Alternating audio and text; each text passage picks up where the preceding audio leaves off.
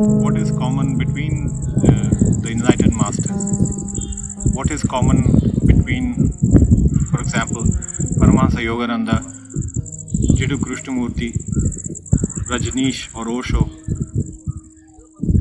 Ramana Maharishi, Ramakrishnaparamhansa,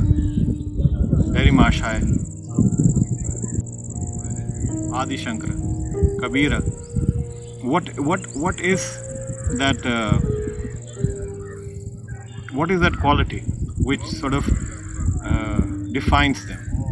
Because if you see them, if you see Paramhansa Yogananda and you see Osho, Rajneesh or Jiddu Krishnamurthy, the approaches, what they have sort of shared are very different. They look on the physical plane, they look different. They had different approaches to the reality, and they also sort of shared a different methods or techniques or teachings. So you can't put these enlightened masters in a box and say, oh, an enlightened master has to be someone like Paramhansa Yogananda. Whereas, yes, it has to be, but what about Ramana Maharishi? What about Neem Karoli Baba? What about the ways of Sri Ramakrishna Paramhansa? What about the ways of Sant Kripal Singh? What about the ways and life of Kabira? What is that quality? What is that common quality which runs across these masters, these enlightened beings?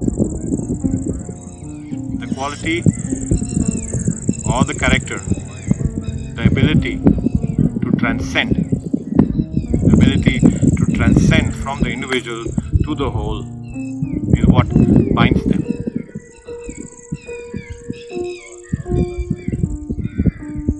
So if Paramhansa Yogananda used Kriya Yoga and devotion, Ramana Maharishi, the method of self-inquiry, the approach of self-inquiry, whereas Neem Karoli Baba was all about chanting and devotion. There was no yoga, there was no pranayama. It was pure chanting, pure repetition of the holy name of Lord. Ramakrishna Paramhansa was someone whom the Divine Mother was more than his physical mother or material mother.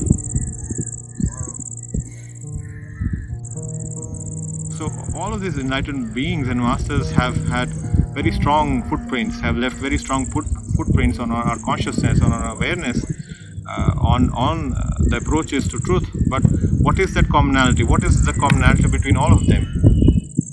What is the common thread among all of them? And that common thread was transcendence, the ability to transcend from the individual awareness to the individual of the whole, and thereby spontaneously, automatically, naturally knowing their real nature or true state, because the nature of the universe, of life, coexists with our true home, with our true state. They are like two sides of a coin. They are that close, they are as close as two sides of the same coin.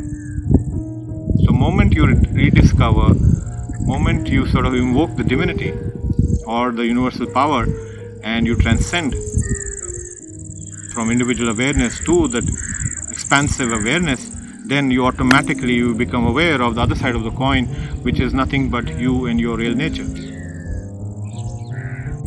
The ability to transcend, to lose yourself in the spiritual practice, whether it is the readings of your guru, whether it is the chantings of a mahamantra, whether it is a pranayama, kriya yoga,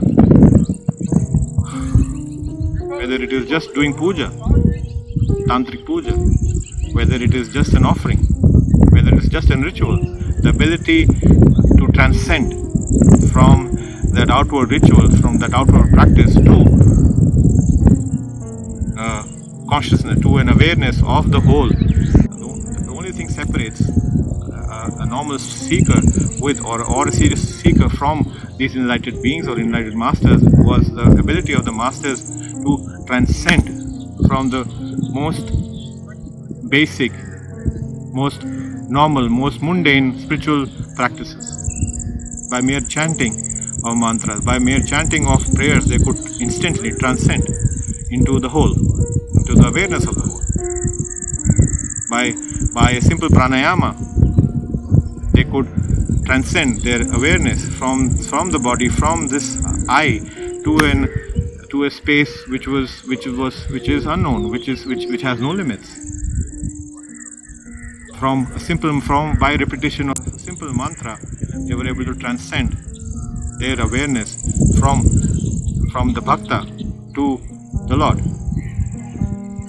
from the seeker to the jnani, from the yogi to the param yogi or adi yogi. So this quality of transcendence is the common thread among all the masters which have taken birth either in this part of the world, in India, or any other part of the world. The ability to transcend or to lose yourself, to lose the awareness of the individual being, is at the core of the enlightenment process.